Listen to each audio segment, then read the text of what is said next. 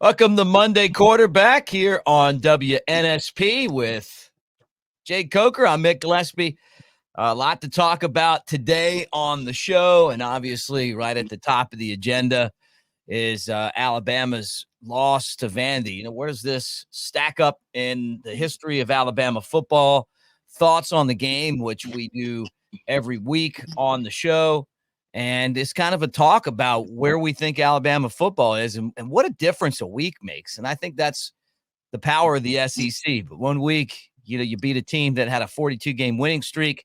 And then the next week you lose to a team that is really been a perennial loser in the conference, but maybe they've turned the corner. But Jake, good to see you, man. And I know that was a tough watch on Saturday. Yeah, this was a humbling loss for the team, and I think also for Alabama fans. We've been making jokes about trading Vandy for other schools to join the SEC, and those comments and jokes came back to bite us this year. I hated to see it. Thought the offense played pretty well for the lack of time that they had. Obviously, I think everybody knows, even without understanding how to stop that option threat, that the defense really struggled. Just a tough outing, and I hate to say that it wasn't really a game where I felt like it was a fluke. I felt like Vandy really did a good job. They executed well. Felt like we were somewhat indecisive on defense, and Colt Kubelik alluded to that.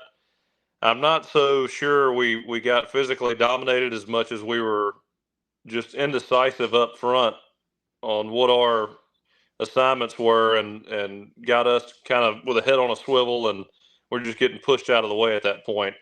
We just a lot of gash plays.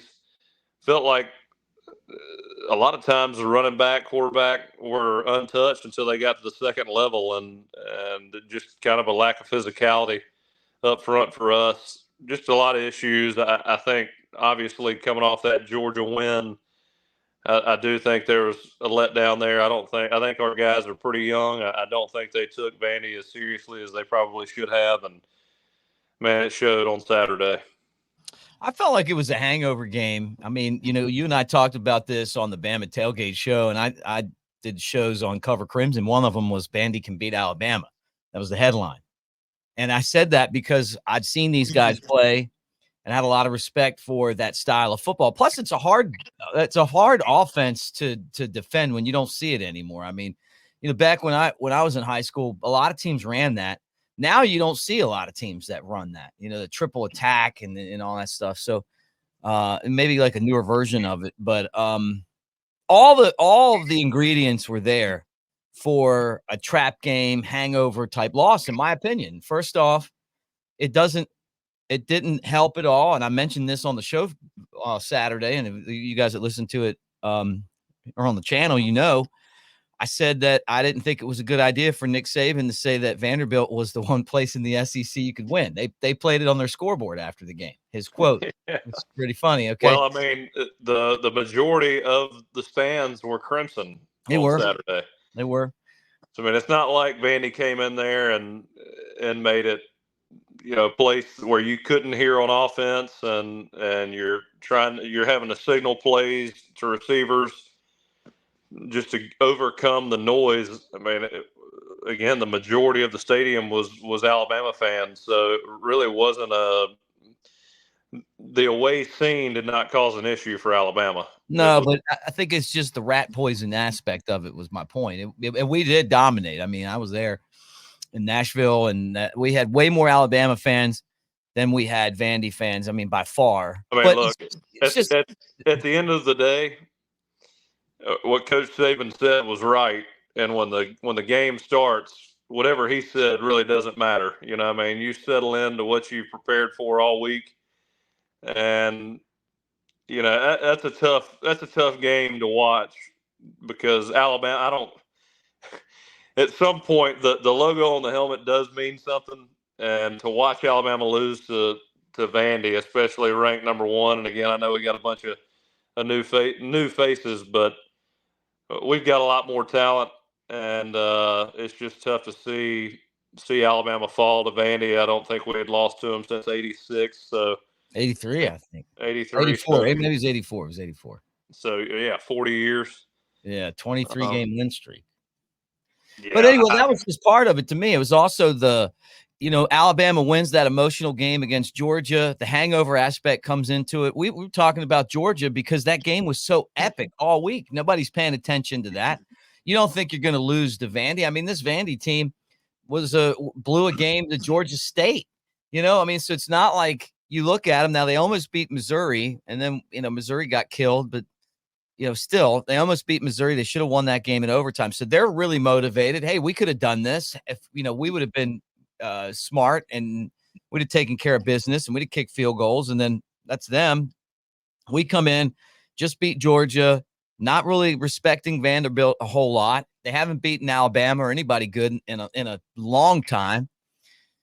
But I know, so I mean, all the stuff there for a trap game was together. And then you talked about this, and this is the thing that worried me the most, is Saban was the best coach I've ever seen in my life when it comes to motivating teams to be ready for these type of games. And there's a reason why Alabama hasn't lost one of these type of games since Louisiana Monroe. And it's because of the way he rode you guys. Yeah.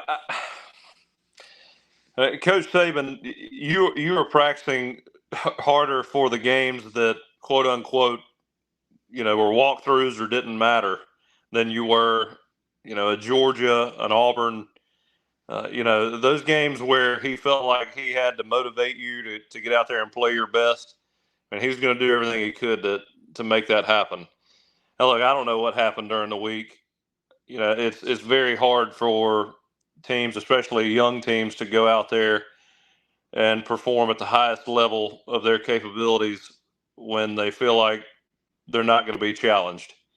Okay. And one thing that these guys are going to have to realize is that, in the SEC, you're going to play a lot of these teams that get beat up on in the SEC, but they're still in the SEC. And those guys, if you get an offer in the SEC, you're a really talented player. And in the SEC, this is a very physical conference.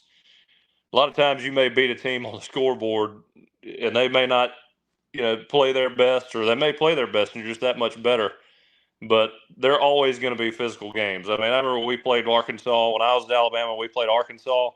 You always knew you were going to be limping away from that game. Whether you beat them 50-0, they were playing you, I mean, as hard as they could possibly play, and you could tell. I mean, it was an SEC game. And that's what Vanderbilt did, man. They came out, they were physical with us, and they didn't give us an inch. They believed. We gave them a lot of confidence with that 2-possession lead early on, and as soon as that happened, you just felt like. And then I think the next drive that they had, we gave them like 45 yards and penalties, and we didn't help ourselves out too much. Now, having said that, they did push us around. It wasn't a fluky game, in my opinion. I mean, we did have the pick six, the drop third down conversion, the numbering issue. I mean, there was some mishaps on our side, but it wasn't like they had balls coming off helmets, catching it for a touchdown and just fluky plays all over the place like you've seen in some Auburn games.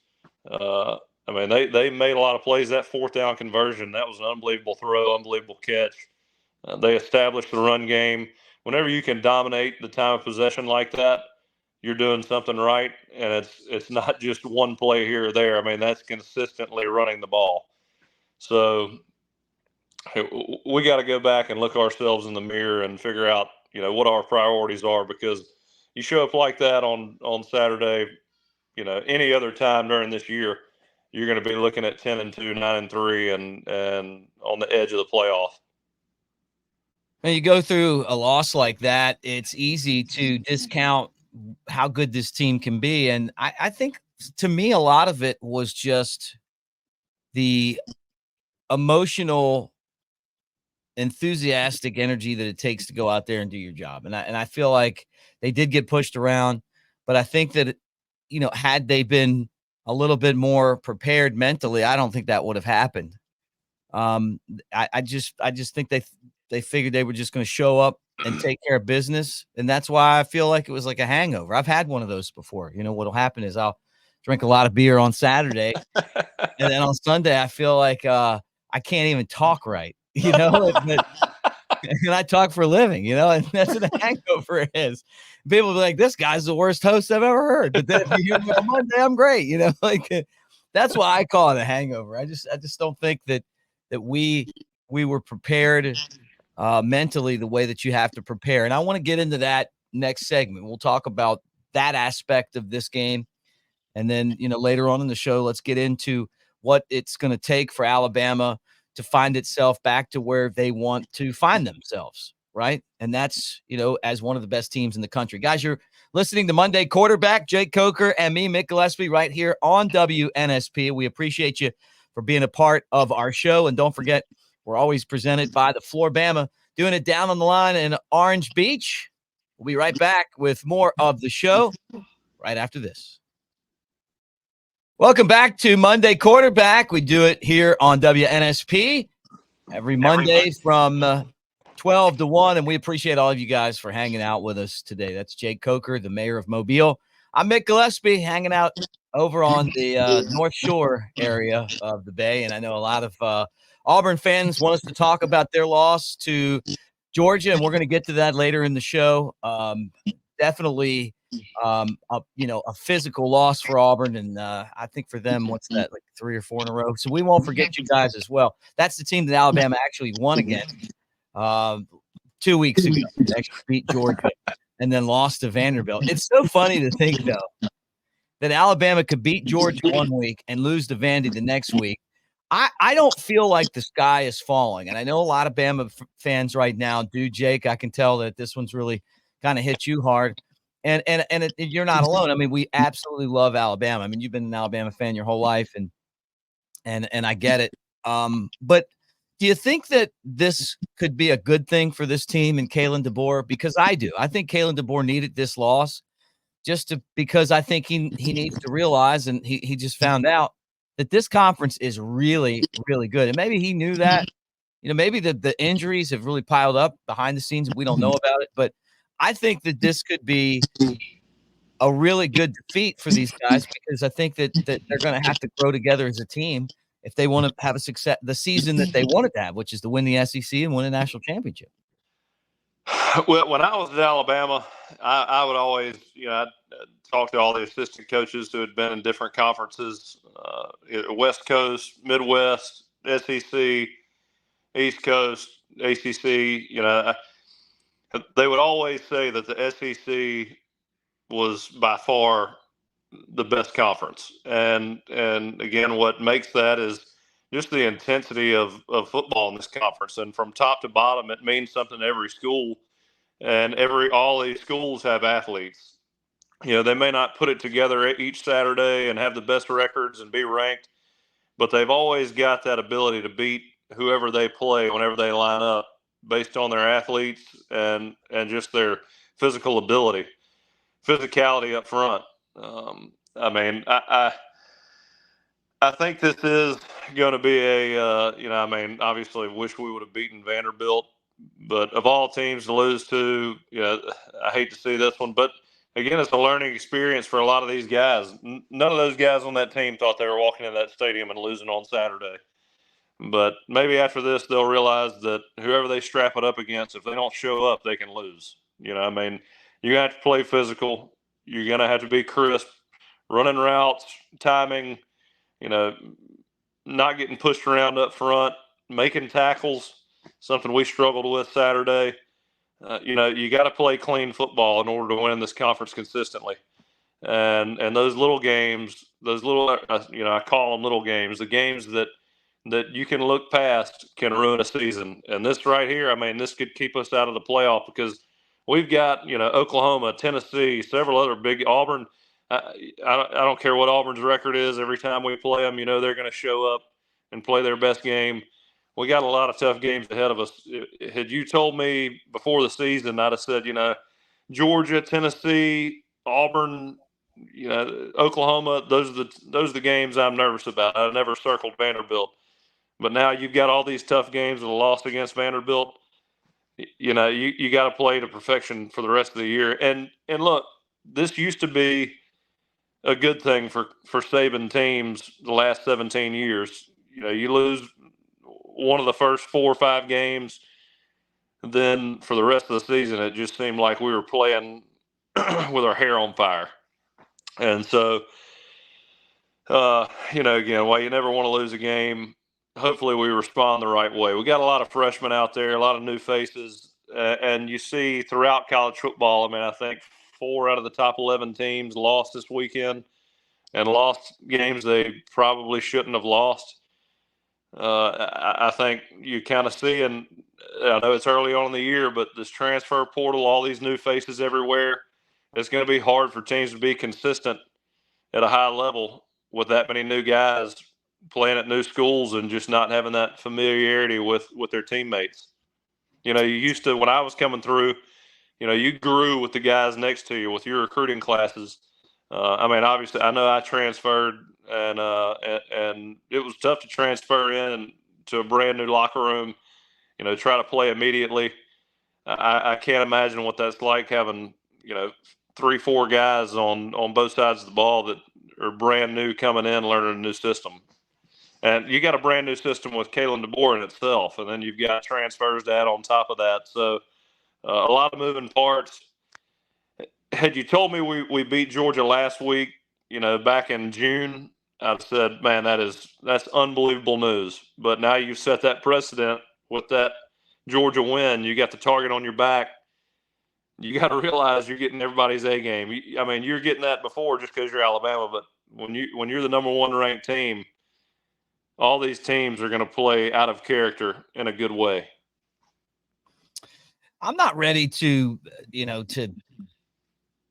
say that this thing is going to end poorly. I think that Kalen DeBoer is still the right coach. It's the first time that he's had any kind of missteps since he took over for Nick Saban, and his team. But one thing that I have to talk about is, and I like Malachi Moore. We met him. He's a good guy, but he really he made him didn't make a good showing as a captain or as a football player at the end of that game. And I've been watching Alabama a long time, and I wanted Alabama to win. I know he did. Who knows what was said on the field, but I was embarrassed for him, man. I was embarrassed for him when kicking the football. I was embarrassed for the way he acted when the coaches came out to talk to him. He's better than that, but it's just a bad look all the way around for him. Yeah. Just to get to the point of your first comment, I think Kalen DeBoer, I still stand by him being the best replacement. I love Kalen DeBoer, love his demeanor. I think he is going to be phenomenal as the head coach at Alabama. It's just going to take some time. And look, to be ranked number 1 at any point in the season, your first year, and people can say he inherited a program that was at the top of the mountain. Sure, he did inherit Alabama, but there has been a lot of transition. He's lost a lot of guys, brought a lot of new guys in. He's piecemealed a great team, a very talented team. Done a great job doing that. But at the same time, it's again very tough to win at a high level with a bunch of new faces. And I will say, Malachi Moore, I think he is a great guy. I think he's a high character guy. I think he acted out of character at the end of that game. I hated to see that. It kind of jumps into that other conversation. Ryan Anderson, he told me I'm taking it too serious. I'm too old school, but it's kind of like looking at these celebrations when we're down, 14 to Vandy. You score a touchdown against Vanderbilt. You're the number 1 team in the country, and you look like you've rehearsed a celebration as much as you've watched film. I can't stand that. Acting like you just, you're beating the 49ers or something. It just drives me crazy. I think, these guys have got to go out there and have fun. That's the name of the game. You got to play with a lot of passion, but at the same time, this is Alabama. There's a certain standard that comes with playing at Alabama. And, we've been there before. Let's act like it, and let's keep the intensity up. Well said, my friend. That is a great point. Hey, guys, thanks for hanging out with us here on Monday Quarterback, WNSP. We will be right back. Welcome back to Monday Quarterback here on WNSP, Mobile, Alabama. Great to have you guys, Jake Coker and Mick Gillispie. Let me remind you guys of this. And I want to say with, the hurricanes and another one brewing out, actually 3 hurricanes right now out there. Now, I don't think we're going to get hit by these, according to the weather service, but I was worried about the hurricanes. And I had a water oak growing in my deck. Actually, the deck was built around the water oak before I bought the house. And it always worried me to have a water oak that close to my house. And so I got the guys at Sticks Tractor and Tree Service in Robertsdale to come out and take down the 70-foot tree. And when they did, they brought in machinery. They kept it from hitting my house, my deck, anything in the backyard. It was really amazing. I got one price when they came out for that tree. And then, hey, if you want the whole yard done, we have a day rate. You can check this out. And it was affordable. And those guys came out, Hunter and his crew at Sticks Tractor and Tree. They did a fantastic job. And I'm glad, to be honest with you, that I don't have to worry about these water oak trees, and all of them 70-foot plus trees falling on my house if one of these hurricanes come. But they pulled the one out of the deck, and it was hollow, which made me feel a lot better about having that tree out of the way. I mean, it could have killed me or my family. And that's why we got it out of there. But you may need land clearing, excavating, mulching, tractor work, demolition, site prep, all that. Sticks Tractor and Tree takes care of. Take care of your yard or your property by contacting Hunter and the gang over at Sticks Tractor and Tree. You can call them at 251-367-1081, and they're in Robertsdale, but they can take care of you guys in the listening area. But just take my word for it. They do a really fantastic job, and I'm glad that I use those guys. He's Jay Coker. I'm Mick Gillispie. We may need some clearing services for a lot of folks in Alabama after the way that Vanderbilt game went. We might need somebody to come out and get us all off the ground after that loss. I'm feeling like historically maybe one of the worst losses in program history, but I don't know that that's the case, Jake. And the reason I'm going to tell you that is I think that this Vanderbilt team's a lot better than people know yet. They were only a 22-point underdog, which tells you right now, I mean, there's been games where Alabama was a 50-point underdog to Vandy. Alabama, as we talked about, not prepared mentally, coming in sleepwalking with a hangover and all that kind of stuff. We've talked about all that, but I still think that Vanderbilt team could be pretty good. We'll know at the end of the year, and that's kind of what the season's all about, to figure out, who is who, and maybe, we're just assuming that this isn't a good team, but with the NIL and with the transfer portal and really good coaches, a lot of these teams are tough. I mean, I don't know if you saw this, but Tennessee lost at Arkansas, and then a couple weeks ago, Kentucky beat Ole Miss in Oxford. So, I mean, these are bottom teams in this league that are pretty damn good, man. I mean, I just don't know what to say it, or they can beat you. I mean, I think that's the moral of the story. Yeah, I'll be honest. I didn't give Vanderbilt too much respect until I went back and rewatched that Missouri Vanderbilt game and from a few weeks ago.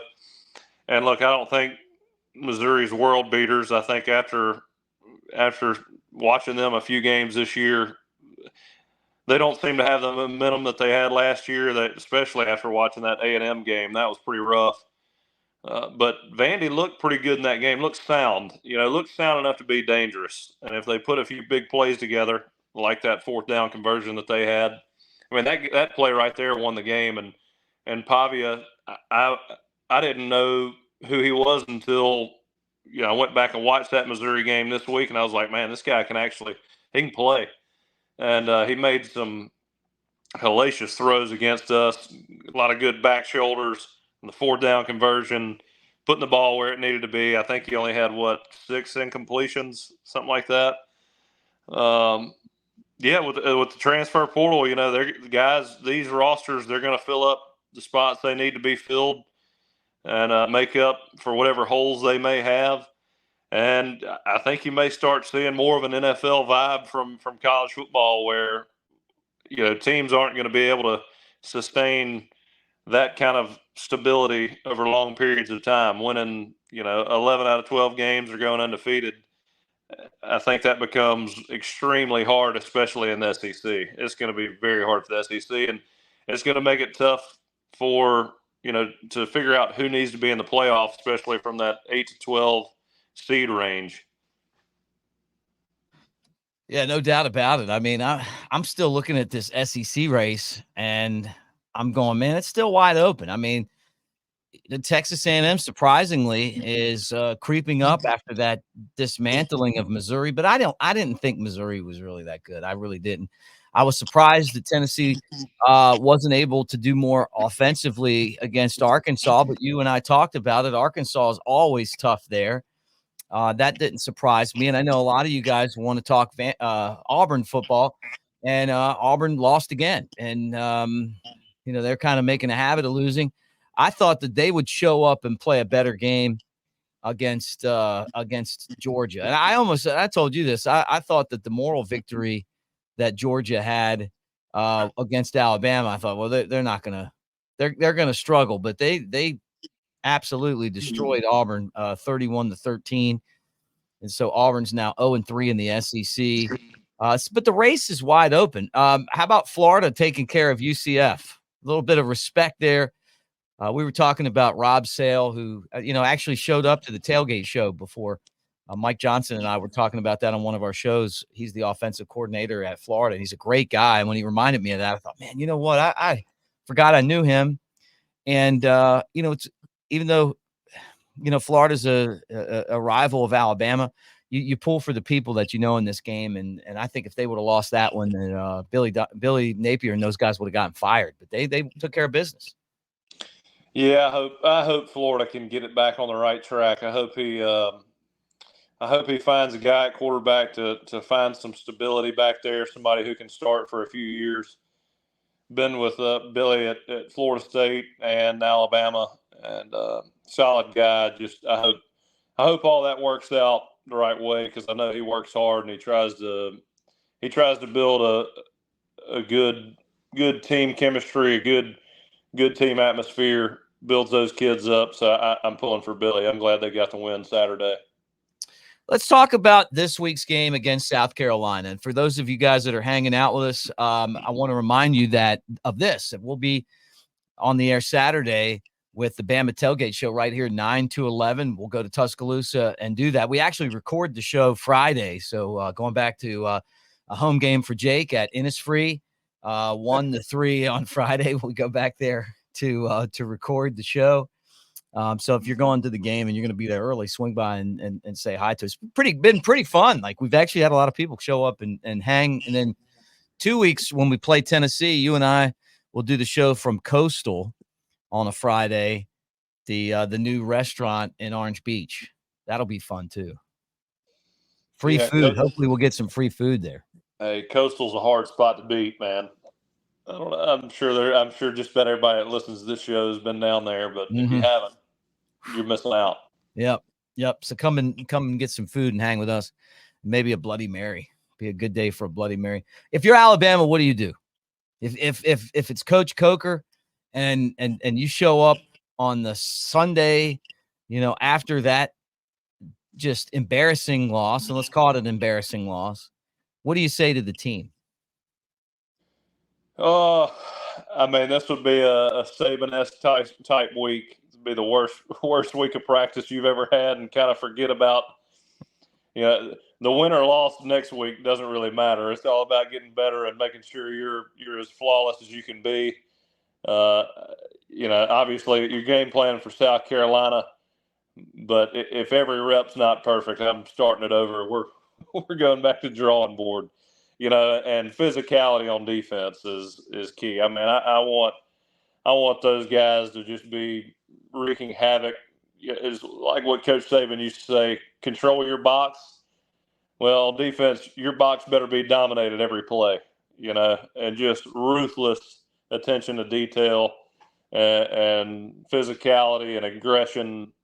That's what I want to see next Saturday. Just if you can beat them 60-0, beat them 60-0. Go out there and take care of it.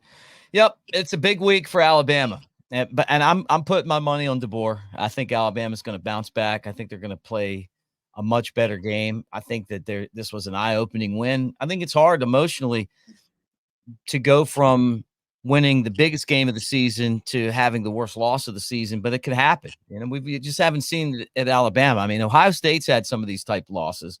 Well, it's a perfect lesson to be learned. It's a perfect lesson to be learned. You can be on top one week and you can be at the absolute bottom the next. And that's football if you don't show up, if you're not focused. And look, we're a very talented football team. We can beat anybody in the country.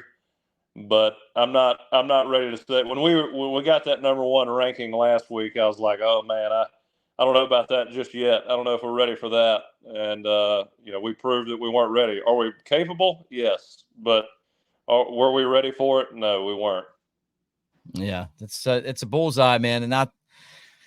I say a lot about Coach Saban, but his ability to play, have teams play with winning records and with the bullseye and forget about, what the success you had the week before and focus on the next game. I mean, it's legendary. And I think that's why we all know Saban was the best ever. But Coach DeBoer is going to have to find his way as well. He's got to find out what works for him.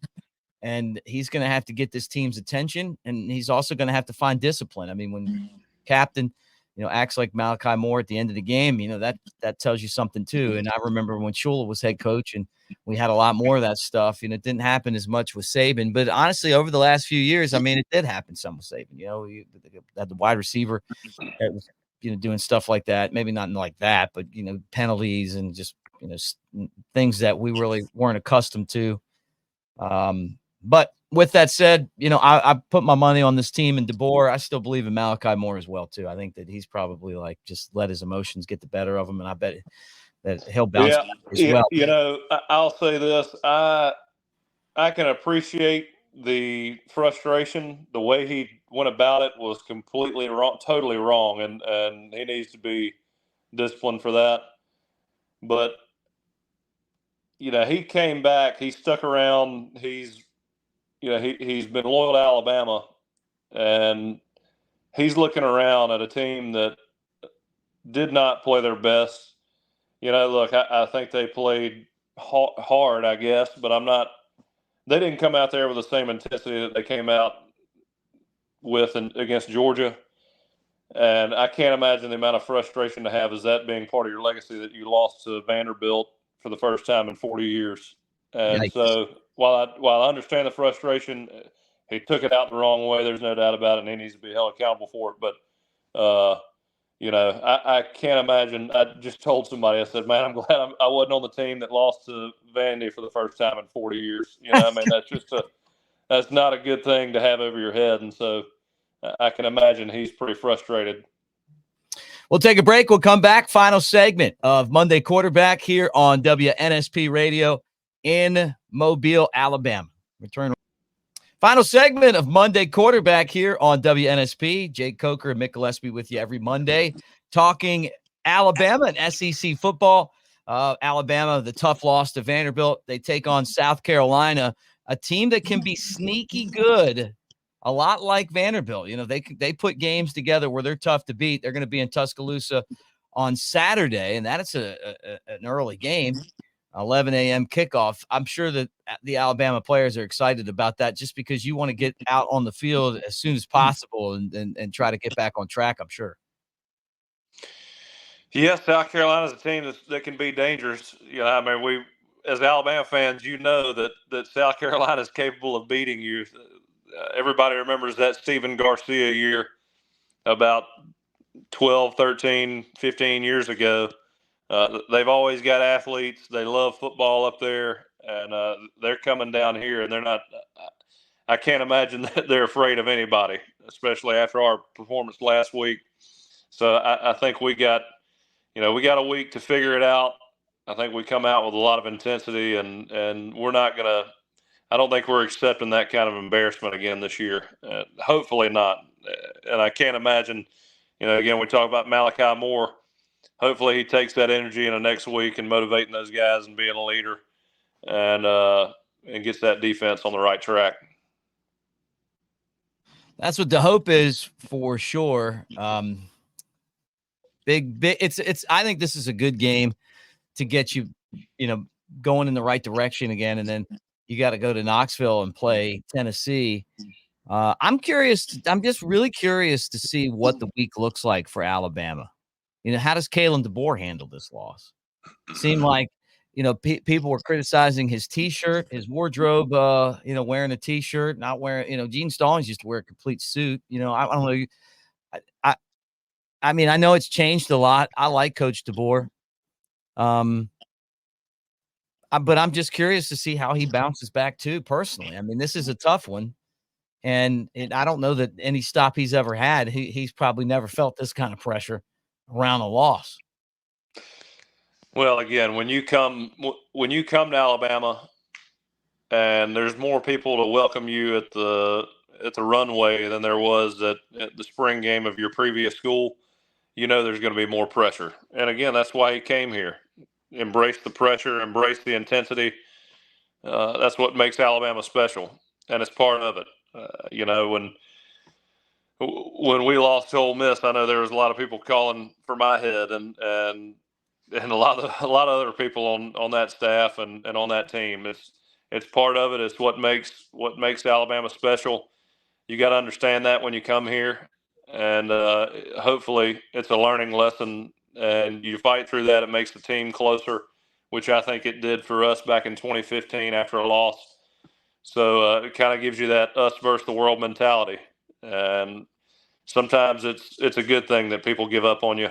That way, you can fight through it. Gives you some more motivation to get there to that playoff. And I think that's what's going to happen. I think those guys are going to come together and not take any of these games for granted anymore. What was it like being Jake Coker after losing that game to Ole Miss? Oh, I mean, you hear you see the headlines, you hear the talking heads. I didn't have social media, so I was able to avoid it that way. But when you're, you walk by a TV, then that's what you see, and the TVs are on no matter where you are. So, you hear it, but I feel like I'm pretty good at not caring what people say. So I didn't, while it made me angry, it made me angry in a good way. And I was able to navigate that pretty well. I felt like, I mean, there's always a little added pressure there, but at the same time, whatever people say off the field, and it shouldn't affect you with what happens on the field. And that was my thought process. And hopefully they take that same approach. Well, another Monday quarterback show in the books. We appreciate everyone for hanging out with us today and talking Alabama football. Jake, final thoughts? I think we bounced back this week. There's going to be a lot to learn about this team and how we react to South Carolina. That and then Tennessee moving forward. Look, it's still early in the season. These rankings really don't mean anything until week 10. So I'm not getting too caught up in that. I like our team. I like the talent that we have. Hopefully this is a point in the season where we can learn and mature and just show up and with 100% focus every game from here on out. But obviously not a good win, not a good look. It's embarrassing. Hate it for those guys, but again, you got to learn something from each failure, and there's a lot to learn from this one. All right, he's Jake Coker. I'm Mick Gillispie. We appreciate all of you guys for hanging out with us here on WNSP Monday Quarterback, and we will talk to you again next Monday. Until then, have a great week, and I'm going to tell you what I said on Twitter yesterday. Roll Tide forever. Roll Tide.